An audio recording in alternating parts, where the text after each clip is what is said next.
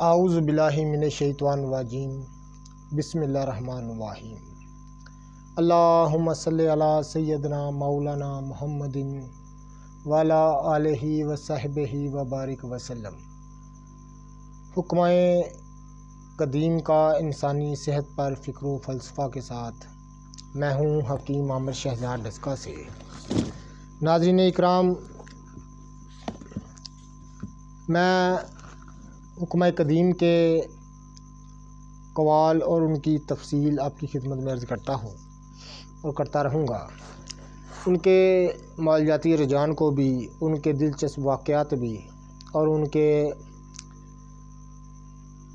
ایسے حکم، ان کے ملفوظات جو حکمت اور دانائی اور سے بھرے ہیں، آپ کی خدمت میں لے کر حاضر ہوتا ہوں۔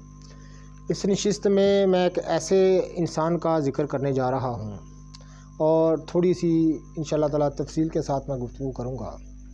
حارث بن کلدہ کی عرب کی ایک بڑی اہم شخصیت تھی۔ یہ طائف کا رہنے والا تھا۔ حارث بن کلدہ ثقفی اس کا پورا نام ہے۔ ملک فارس میں فن طب کی تحصیل کی، یعنی فارس کہتے ہیں ایران کو، تو اس کا پرانا نام فارس ہے۔ فارس میں اس نے فن طب کو سیکھا، تحصیل کی۔ وہیں امراض کی تشخیص، دواؤں کے فوائد کا تجربہ کیا۔ پھر ایران سے ملک یمن میں آ کر وہاں کے اتباع کی صحبت سے بھی مستفیض ہوا اور حکیم عرب کے فن موسیقی میں بھی کمال تھا۔ وہ عود بجاتا تھا۔ عود کہتے ہیں ستار کو، یہ گٹار نہیں جو بجاتے، اس کو عود بولتے ہیں۔ تو تعلیم ایران میں حاصل کر چکا تھا۔ حضور صلی اللہ علیہ وسلم کے عہد زمانہ سے خلفائے راشدین امیر معاویہ تک یہ زندہ رہا اور امیر معاویہ نے اس سے دریافت کیا کہ حارث طب کی کس چیز کا نام ہے۔ حارث نے جواب دیا پرہیز کا، یعنی تمام طب کا دارومدار جو ہے، علاج معالجے کا، وہ پرہیز پر ہے۔ یعنی امیر معاویہ نے کیسے دیکھیں نصیحت بھری باتیں میں آپ کی خدمت میں لے کر آتا ہوں۔ قدر جانیے گا، یہ گوہر نیاب ہیں جو میں آپ کی نظر کرتا ہوں۔ تو حضرت امیر معاویہ نے اس سے پوچھا کہ طب کیا ہے؟ اس نے کہا پرہیز۔ عرب کا طبیب کہلاتا بہت نامی مالج تھا۔ سعد بن ابی وقاص مکہ میں علیل ہوئے، یہ پہلے میں آپ کو بیان کر چکا ہوں۔ حارث بن کلدہ پر مرض الموت نے حملہ کیا اور اس کا وقت اخیر ہوا تو اس سے دریافت لوگ کرنے لگے کہ ہمیں کچھ ایسی ہدایت کر جائیے جس پر ہم آپ کی عبادت کا کاربند رہیں۔ حارث نے کہا جوان عورت کے سوا دوسری عورت سے شادی نہ کرنا، میوہ ہمیشہ پختگی پر کھانا، یعنی پھل جو ہے نا جب تک اچھی طرح پکے نہیں تو یہ نہیں کھانے چاہیے، ان میں جو ان کا مقصد ہوتا ہے وہ پورا حاصل نہیں ہو سکتا، یہ حارث بن کلدہ نے کہا۔ جب تک بدن بیماری کو برداشت کر سکے اس وقت تک علاج ہرگز نہ کرنا، یعنی اس نے کہا کہ دعا کا استعمال ہرگز نہ کرو، چھوٹی موٹی علامتوں میں دعا کا استعمال نہیں کرنا چاہیے، غذاؤں سے علاج کرنا چاہیے، یہ اس کا نظریہ تھا۔ اس کا مفہوم یہ ہے اس بات کا۔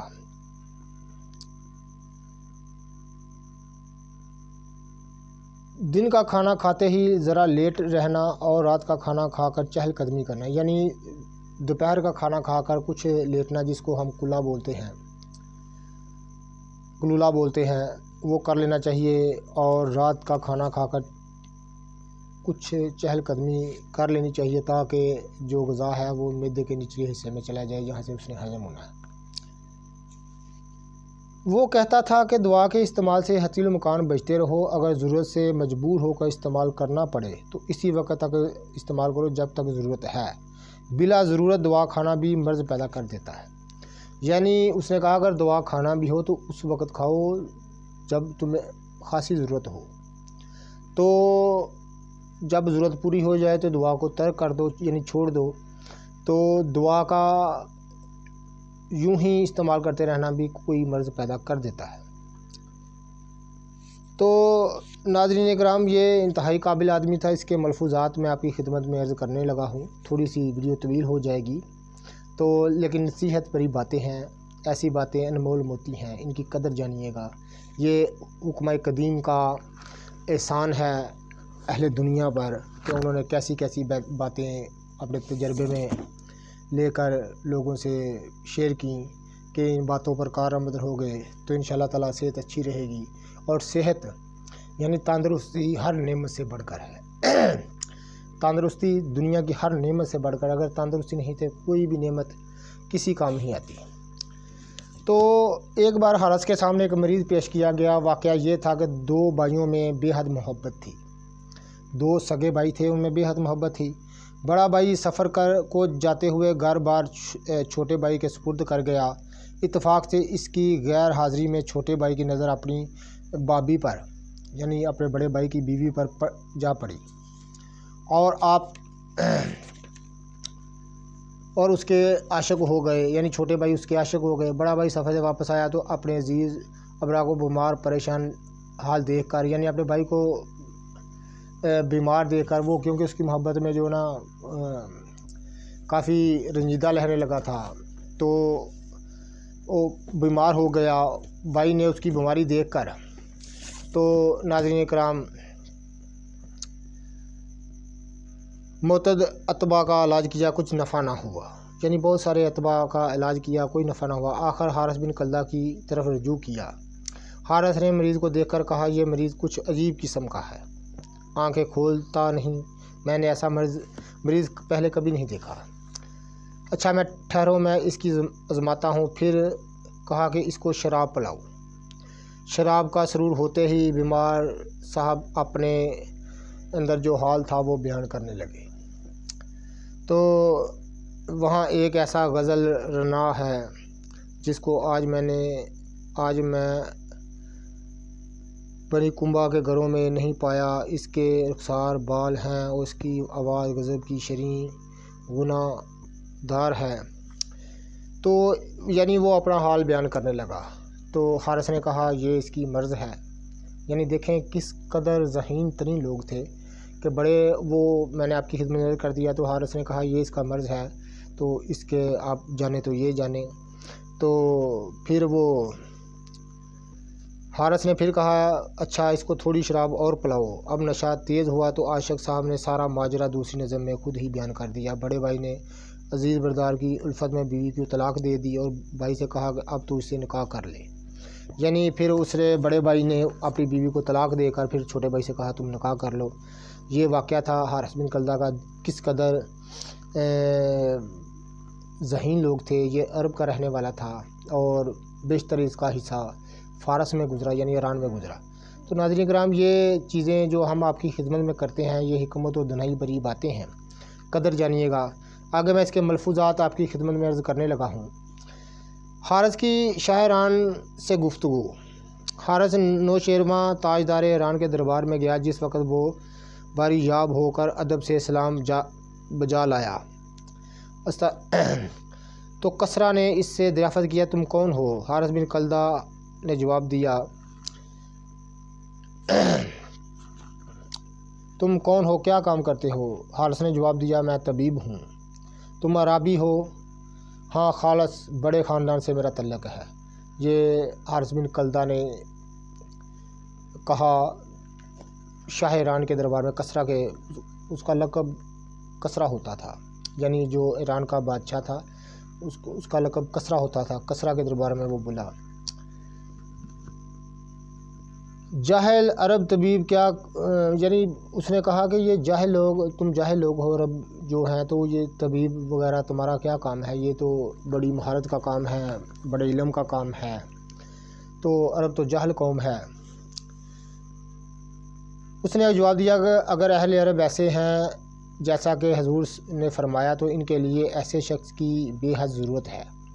यानी उसने कहा अगर ऐसे लोग हैं जैसे आप फरमाया हुज़ूर, उसने शायद कि जैसे आप कह रहे हैं, अगर ऐसे हैं तो ठीक, उनको बेहद ज़रूरत है जो उनकी जहल व नादानी की इस्लाह कर सके, उनकी जहालत और नादानी की इस्लाह कर सके, उनकी कुंजी کجی دور کرے، ان کی صحت جسمانی کی تدبیر کرے، کیونکہ سمجھدار تو خود ان باتوں کو جانتا ہے، وہ اپنے مرض اور جائے مرض کو پہچان کر اس کا علاج کر سکتا ہے۔ یعنی اگر کہہ رہے ہو کہ تم وہ جاہل ہیں تو ٹھیک ہے، ان کو ایسا ہی میرے جیسا ہی بندہ چاہیے، میں ان کی اصلاح کر سکوں، ان کے علاج معالجہ کی تدبیریں کر سکوں۔ پھر آگے جا کر کسرا نے سوال کیا کہ اہل عرب اکھڑ نہ ہوتے تو وہ جہل کیوں کہے جاتے، مگر تم یہ تو بتاؤ کہ ان کے امراض و شکایت کی شناخت تمہیں کس طرح ہوئی؟ جا اپنا بچے کا علاج اس سے لوریاں دیا جاتا ہے اور سانپ کا افسوں اس کو قتل کر ڈالنا، جا اپنا عقل خدا کی دین ہے، بندوں کو اپنی اپنی استعداد کے موافق اس کا حصہ مل گیا ہے، جس طرح مقسوم ہے روز ہی مقسوم کہتے ہیں تقسیم کو، تو ویسے ہی عقل بھی وہاں یہ ضرور ہے کہ کسی قوم کو زیادہ حصہ ملا اور کسی کو کم۔ یہی حال رزق کی ہے، جس کو اس کی حاجت سے بہت زیادہ ملا ہے تو کسی کا بلکہ نہیں دیا گیا۔ اگر دولت و ثروت میں چین مناتا ہے تو دوسرا فاقہ کشی کرتا ہے، کوئی دانا ہوشیار ہے تو کسی کے سر پر جہل و نادانی ہے، تو بو سوار ہے یہ خدا کی حکمت اور کسی کی تقدیر ہے، انسان اس بارے میں مجبور ہے۔ تو حرس کی خوش بیانی سے حیرت زدہ ہو کر آخر اہل عرب میں تم کو کیا باتیں اچھی معلوم ہوتی ہیں؟ جا اپنا وہ کریم نفس، بہادر دل، فصیح الزبان، بلیغ البیان، صحیح النسب، شریف الحسب، ان کی زبان سے کلام یوں نکلتا ہے جیسے کماردار کی چٹکی سے تیر، تو یعنی وہ بڑے زبان آور ہیں، ان کی گفتگو شریں اور نرم ہوتی ہے، وہ خشک سالی میں غربا کو کھانا کھلاتے ہیں، میدان جنگ میں شمشیر و تیر کے جوہر دکھاتے ہیں،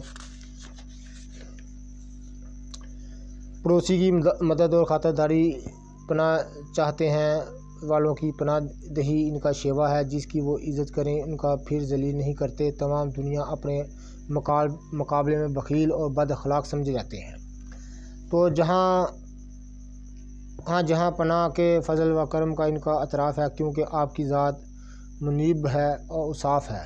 کسرا کو حارث کی گفتگو نے اپنا گرویدہ کر لیا، وہ خوش ہو کر اپنے اہل دربار سے مخاطب ہوا، کہا یہ شخص واقعہ میں حکیم و تجربے کار ہے، اس کا کلام راحت روح اور اویزاں گوش شہر یار ہے، بات سچی کہتا ہے، اپنی قوم کی مداح میں کسر نہیں لگا رکھتا۔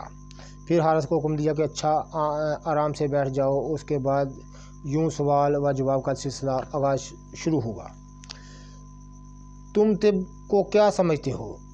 ہاتھ کنگن، یعنی یہ کسرا نے جواب دیا کہ تم طب کو کیا سمجھتے ہو؟ تو حارث نے جواب دیا ہاتھ کنگن کو عراسی کیا ہے، آزما لیجئے۔ یعنی میں اس کا آپ کو بتا دوں کہ ہاتھ کنگن کو عراسی کیا ہے، آزما لیجئے۔ اس نے کہا کہ آپ کو کون سے آپ کے ہاتھ بندھے ہوئے ہیں، آپ مجھے آزما لیجئے۔ تو پھر جواب دیا کہ سوال کیا کہ عزم کیا ہے؟ اس نے جواب دیا دونوں ہونٹوں کو قابو میں رکھنا یا دونوں ہاتھوں پر رحم کھانا، یعنی دونوں ہاتھوں کو اپنے قابو میں رکھنا ہے تو دونوں ہونٹوں کو اپنے قابو میں رکھنا، یہ عزم ہے۔ پھر اس نے کہا کہ خوب کہا اچھا اب بتاؤ کہ سخت ترین مرض کیا ہے؟ تو اس نے جواب دیا کھانے پر او کھا لینا، یعنی کھانے پر اور کھا لینا یہ سخت ترین مرض ہے۔ یہ حارث بن کلدہ کا جواب ہے کسرا کے دربار میں، جو کہ کسرا کے تاریخ دانوں نے اس کو نقل کیا ہوا ہے۔ تو ناظرین کرام، ٹھیک ہے، آپ بتاؤ کہ وہ چنگیاری کیا ہے جسے امراض کی آگ سلگ اٹھتی ہے، یعنی وہ چنگیاری کیا ہے جس سے امراض کی آگ سلگ اٹھتی ہے، یعنی وہ چیز بتاؤ کہ جس سے امراض کی اٹھ بیٹھتی ہے، سلگ اٹھتی ہے۔ وہ تخمہ ہے، اگر پیٹ میں رہ جائے تو جان نکال لے اور تحلیل ہو جائے تو بیمار ڈال دے۔ یعنی اس نے کہا وہ تخمہ ہے، یعنی تخمے کا مطلب آپ سمجھتے ہیں، اس کو مادہ منیہ کہتے ہیں، جس سے جو مادہ منیہ اس کو تخمہ بولتے ہیں۔ اگر وہ اس نے کہا کہ وہ تخمہ ہے، اگر پیٹ میں رہ جائے تو جان نکال لے، اگر تحلیل ہو جائے تو بیمار کر ڈالے، اگر وہ اندر رہے تو وہ انسان کو جو کام ہے برائی کے اس کی طرف وہ چھوڑتا نہیں ہے، اگر وہ نکل جائے تو بیماریاں جو ہیں آ جاتی ہیں۔ یہ اس نے جواب دیا۔ پھر آگے اس نے سوال کیا کہ سچ کہتے ہو، فسد کے بارے میں تمہاری کیا رائے ہے؟ یعنی فسد ایک پرانا طریقہ تھا، یہ ایسا کیا جاتا تھا کہ کسی شریان بین کو کاٹ کے گندا خون یا گندا مواد باہر نکال دیا جاتا، اس کو فسد بولتے ہیں۔ تو حارث نے جواب دیا کہ فسد کے بارے میں تمہاری کیا رائے ہے؟ فسد روال میں ایسے دن لینا چاہیے جو بلکہ صاف ہو اور ابر کا نام و نشان متع نہ ہو، دل پر حد سے زیادہ خوشی و سخت رنج و نتائی ہو، اور رگیں اپنی جگہ ساکن ہو۔ یعنی اس نے کہا فسد اگر کرنا بھی ہے تو ایسی دنوں میں کرنا چاہیے، دن صاف ہوں، ابر کا نام و نشان نہ ہو۔ ابر کہتے ہیں بادلوں کو، تو ان دنوں میں کرنا چاہیے۔ اس نے پھر کسرا نے سوال کیا کہ حمام میں کب جانا چاہیے؟ تو ایسی حالت میں جب کہ پیٹ کھانے سے بھرا ہوا کبھی حمام میں نہ جاؤ، یعنی اگر تو آپ کا پیٹ بھرا ہوا ہے غذا کے تو کبھی حمام میں نہ جاؤ۔ حارث بن کلدہ نے کسرا کے سامنے یہ جواب دیا۔ رات کو ننگے نہ اٹھو، غصے کی حالت میں کھانا کھانے نہ بیٹھو، اپنی جان پر رحم کھاؤ، زیادہ محنت نہ اٹھاؤ، اس سے دل کو راحت ملے گی، کھانا کم کھاؤ تو خوب آرام سے نیند آئے گی۔ پھر جواب دیا۔ کسرا نے سوال کیا کہ دعا کے بارے میں کیا کہتے ہو؟ تو جواب میں حارث بن کلدہ نے کہا کہ جب تک تندرستی رہے دعا سے بچو، اگر کوئی مرض زور کرے تو اس سے قبل کہ وہ جڑ پکڑ جائے اس کے دفیہ یعنی اس کے دفع کرنے کی تدبیر کر لو، یعنی کوئی ایسی تدبیر کرو کہ اس دفع ہو جائے، کیونکہ بدن کی مثال زمین کی طرح ہے، اس کو درست رکھو تو خوب آباد ہوگی۔ حارث بن کلدہ نے کہا کہ جسم کی مثال زمین کے جیسی ہے، اس کو ٹھیک رکھو گے تو درست رکھو گے تو خوب آباد ہوگی، اور بے توجہ چھوڑ دو گے تو ویران بن جائے گی۔ گوشت کس جانور کا بہتر ہے؟ اس نے جواب دیا جوان بھیڑ کا گوشت اور نمک خشک گوشت اپنے کھانے والوں کو ہلاک کر دیتا ہے، گائے اور ان کے گوشت سے پرہیز رکھو۔ اس نے کہا کہ آگ پر جو خشک گوشت پکایا جاتا ہے آگ سے، یعنی خشک گوشت جو بنایا جاتا ہے وہ انسان کو ہلاک کر دیتا ہے، تو اونٹ اور گائے کے گوشت سے بھی بچو۔ بہترین گوشت جو ہے وہ بکرے اور بھیڑ کا ہے۔ میوہ جات کی نسبت کیا کہتے ہو؟ بڑی فصل اور پختہ ہونے کی زمانے میں خوب کھاؤ، ہاں فصل کے خاتمے کا زمانہ آتے ہی ان کو ہاتھ بھی نہ لگاؤ۔ انار اور اترج میووں میں بہترین ہیں، بنفشہ اور گلاب کے پھول خوب تر ہیں۔ بنفشہ ایک نباتات کی قسم ہے، گلاب ہر انسان جانتا ہے۔ اس نے کہا یہ دونوں کا پھولوں کا استعمال بہترین چیز ہے، انسان کی صحت کو بڑھاتی ہیں۔ اور جو اترج ہے، انار اور اترج جو ہے اس کو بھی استعمال کرو۔ انار کو ہر کوئی جانتا ہے، تو اترج انشاءاللہ تعالی ہم آپ کو دکھائیں گے بھی، اور آپ اس کی مکمل تفصیل سے آپ کو آشنا کرائیں گے اترج کس کو کہتے ہیں، اترج کے فائدے کیا ہیں، انشاءاللہ تعالی اس کے تمام ہم آپ کو بتائیں گے۔ پانی بدن کو زندگی بخش اور اس کے قیام کا موجب ہے، انداز سے پینا مفید اور سونے سے اٹھ کر پینا مضر ہے۔ صاف نتھرا ہوا پانی بہتر ہے، بڑے بڑے شرین دریاؤں کا سرد پانی جو کہ جنگلوں کے گندے پانی سے، یعنی اس نے کہا کہ پانی پینا جو ہے زندگی بخش ہے اور اس کے قیام کا موجب ہے، انداز سے پینا مفید ہے، یعنی جتنی پیاس ہو انداز سے پینا مفید ہے، یعنی یہ اس کا مطلب یہ ہے کہ جتنی پیاس ہو اتنا پینا مفید ہے۔ تو رات کو اٹھتے سارے ہی نیند میں اٹھ کر پانی پینا انتہائی مضر ہے، پانی ہمیشہ صاف ستھرا بہترین پئیں، تو یہ جواب دیا اس نے۔ پانی کا ذائقہ کیا ہونا چاہیے، پانی کا مزہ کیسا اور بہودہ بہرحال زندگی بخش ہے۔ تو پھر آگے چل کے سوال کیا کہ پانی کا رنگ کیا ہونا چاہیے، تو اس نے کہا کہ رنگ کی کوئی قید نہیں، جس رنگ کی طرف ظرف میں پانی ہو وہی رنگ اس کا معلوم ہوگا۔ کیا تم حکنے کا حکم دیتے ہو؟ جواب دیا حارث بن کلدہ نے، ہاں میں نے حکمہ کی کتابوں میں پڑھا ہے کہ حکنا پیٹ کو صاف کرتا ہے، اس کی اندر کی بیماری کو دفع کرتا ہے۔ اگر کوئی شخص حکنے کا استعمال کرنے کے باوجود قبل از وقت بوڑھا ہو جائے اور لاولد رہے تو یہ کمال حیرت کی بات ہے۔ تو لاولد کہتے ہیں جس کی گھر اولاد نہ ہو، تو یعنی وقت سے پہلے بوڑھا ہو جائے، لاولد رہے تو یہ کمال کی بات ہے۔ مطلب کہ حکنا بھی کرے تو یعنی اگر حکنا کرتے رہے تو یہ انشاءاللہ تعالیٰ انسان تندرست رہتا ہے، ہمیشہ جوان رہتا ہے۔ تو حکنے کی تفصیل انشاءاللہ تعالیٰ کسی نشست میں آپ کی خدمت میں عرض کروں گا کہ حکنا کا مکمل طریقہ اور حکنے کے مکمل فوائد کیا ہیں، انشاءاللہ تعالیٰ میں آپ سے عرض کروں گا۔ تو معلوم ہوتا ہے کہ آدمی اسی کو کھائے اور اپنی بدن کی راحت و نفس کی خواہش کو مقدم سمجھے۔ تو آگے چل کر اسی طرح بہت سارے اس کے ملفوظات ہیں حارث بن کلدہ کے، تو انشاءاللہ تعالیٰ میں مزید آپ کی خدمت میں لے کر آؤں گا۔ تو حارث بن کلدہ نے بہت سارے جو ملفوظات ہیں وہ اس کے جو نصیحت برے اقوال تھے میں نے آپ کی خدمت میں عرض کر دی ہیں۔ انشاءاللہ یہ موتی ہیں، جوہر ہیں، ان کی قدر جانیے گا۔ انتہائی بڑی محنت سے ہم آپ کے لیے یہ چیزیں ڈھونڈ کر لے کر آتے ہیں، بڑے مطالعہ کے بعد۔ تو یہ نیاب کتب ہیں، بڑی جلیل القدر تصانیف ہیں جو انشاءاللہ تعالیٰ ہم آپ کی خدمت میں ان کے حوال، ان کی نصیحت بر اقوال اور ان کے واقعات آپ کی خدمت میں لے کر آتے ہیں۔ تو انشاءاللہ تعالیٰ اگلی ویڈیو میں انشاءاللہ تعالیٰ بیماریوں کا مکمل تذکرہ، ان کی خلطوں کی حالت، کس خلط سے کون سی بیماری کس طرح ظہور پذیر ہوتی ہے، اس کی شکل کیا ہے، اس کی حالت کیا ہے، اس کے مزاج کیا ہیں اور اس کی خاص علامتیں کیا ہیں، یہ سب کچھ میں آپ کی خدمت میں لے کر آؤں گا، لیکن اس پروگرام کی اگلی نشستوں میں۔